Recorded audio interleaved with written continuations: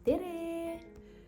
Jah, tulen siis jutustan siia teile natukene. See on pigem siis minu nii-öelda enda päevik, mida ma jagan lõpuks teiega. Ja enda mälestuseks, mis ma teen nagu just eelkõige, et mäletada seda teekonda, eriti kuna on tegemist esimese lapsega nii-öelda.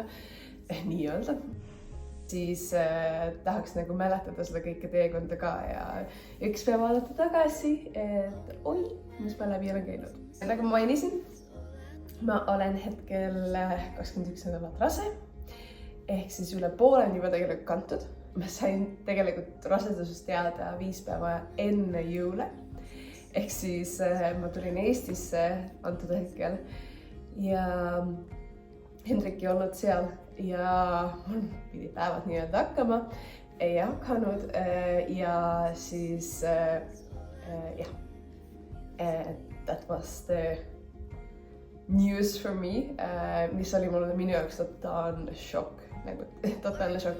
See oli planeeritud laps, aga see, et esimene laps kõigepealt ja teiseks nagu, et see, et sa pole kunagi nagu nii-öelda lapsi saanud, obviously, siis sa ei tea, kas sa oled üldse võimeline saama lapsi.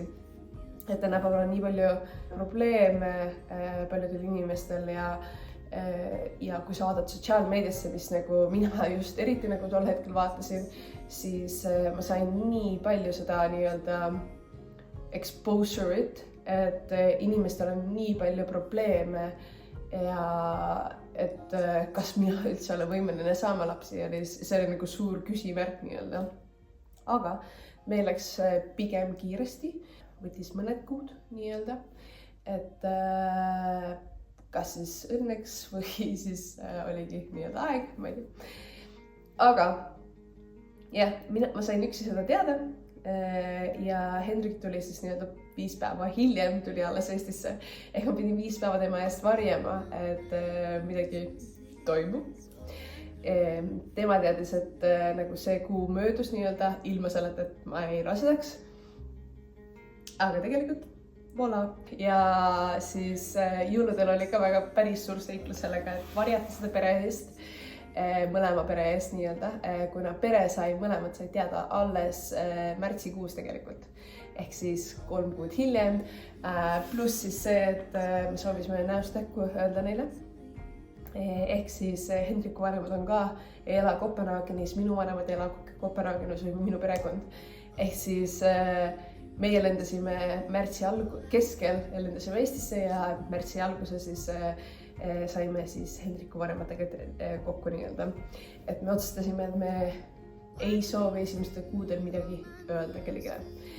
Sel hetkel, kui ma jäin nii-öelda rasedaks, siis mul oli just temaga jutuajamine, et kuidas tema rasedus möödus, et ta tuligi välja, et tegelikult temal pole kunagi sümptomeid olnud. Siis ei olnud nagu see, et oksendas või XYZ, et need tavalised sümptomid, mida sa just kuuled nii-öelda igal pool, kõikidel on. Ja minul ei olnud ka neid sümptomeid samamoodi. Ma tegelikult, mul on tants ja pillerkaar olnud kõik need nädalad. And I'm not kidding you. Ma olen tantsinud, ma olen trenni teinud, ma vahepeal kahtlasin isegi, kas ma olen rase. Esimestel 3 kuul ma just nagu kõigepealt ma ei läinud suuremaks, ma läksin ainult suuremaks nii-öelda või kõht tuli ette, päris kõht tuli nagu ette, kui ma olin 19 nädalat. Ja enne seda nagu kui ma olin 15 nädalat umbes, siis siit läks nagu nii-öelda suuremaks ja siit ülevalt nii-öelda kõhu alt. Et see oli nagu ainukene kehaline muutus, mis mul toimus. Aga otseselt mul esimesed 3 kuud ma olin nagu ma olen nii õnnelik selle üle ja nagu samuti nagu raske oli nagu see, et kogu aeg küsimus oli, kas minuga on kõik korras või kas lapsega on kõik korras. Ainukene, mis asi oli võib-olla see, et 7. nädalal ma olin natukene väsinud, rohkem väsinud. 8. nädalal ma ei kannatanud õlide lõhnasi. Ehk siis, kui Hendrik tegi süüa, siis ma nagu mind ei jäänud öökima ega midagi lihtsalt. See oli nii tugev lõhn lihtsalt, et ma tegin kõik aknad lahti, et saada värsket õhku lihtsalt. et muidu nagu kõik on mega hästi meil möödunud või mul möödunud just, et nagu ma ei tea, kui paljud meesterahvad seda videot vaatavad, aga üldiselt mehed ei tunne ega ei taju ära, et ma saan isaks nii-öelda. Ja see tunne vahepeal on ka, et nagu, mis ma olen ka kuulnud, Hendrik on ka samamoodi seal padas nii-öelda, et ei taju ära, sest tegelikult mina ju kannan last ja mina näen kehalist muutust ja mu riided ei lähe selga enam, ebamugav on ja mis iganes, et ainukene asi, mis ma nüüd viimastel nädalal nagu tundnud, mis on siis minu tantsu nii-öelda intensiivsusest olenevalt olnud, et mul hakkab valu nii-öelda vahakonna piirkonnas, et see on ainukene sümptom, mis ma olen tundnud selle teekonna jooksul, ehk siis niipea, kui ma tõmban nende tantsimise natukene allapoole, siis see valu muidugi leevendub ka. Et seda ma olengi teinud viimastel nädalatel või kahel või eelmisel nädalal. Hakkasin, et tõmbasin madalaks ja ma saan tegelikult kõndida. Ja mul oli momente, kus ma reaalselt ei saanud joosta, kuna ma olin nii valus. Ja siis nii-öelda ämmaemand ütles ka mulle siin Taanis, et jah, et võib-olla siis sa peaksid joogat tegema või mitte tantsima, ta ei olnud otseselt mitte tantsima, vaid et tõmba nii-öelda tantsimist natukene allapoole, ütles niimoodi. Et hint taken. Et aga muidu nagu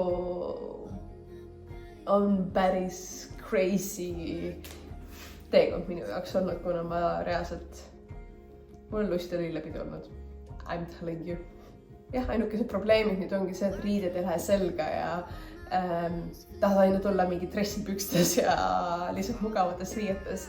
Et see on nagu ainukene asi selle teekonna juures.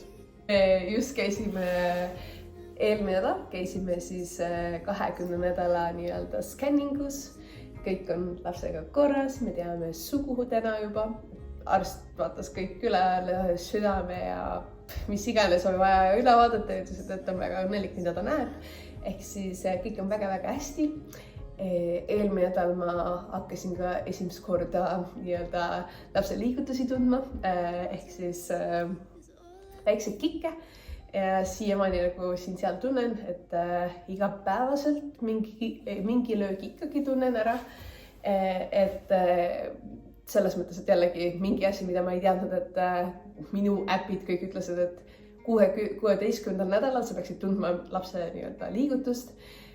Mina ei tundnud kuni 20 nädalani, kuniks ma küsisin enda sõbrannadelt, et kas see on okei või nagu millal nemad tundsid ja siis nad tundsid ka nii-öelda 20 nädalal. Et kui sa ei teadnud, siis oleneb sellest, kas sa oled ennem rase olnud kõigepealt ja teiseks sellest, et kus su platsenta asetseb nii-öelda. Et minu platsenta on ees. Ehk siis minu beebi liigutused siis on nii-öelda väiksemad või nagu summutatud nii-öelda. Aga jah, tuleb suvebeebi, kus võib-olla vaatab, kui hiline või varane ta on. Aga tuleb ja suvebeebi ja jah, varsti elu muutub väga palju. Ühesõnaga, we shall see. Näeme!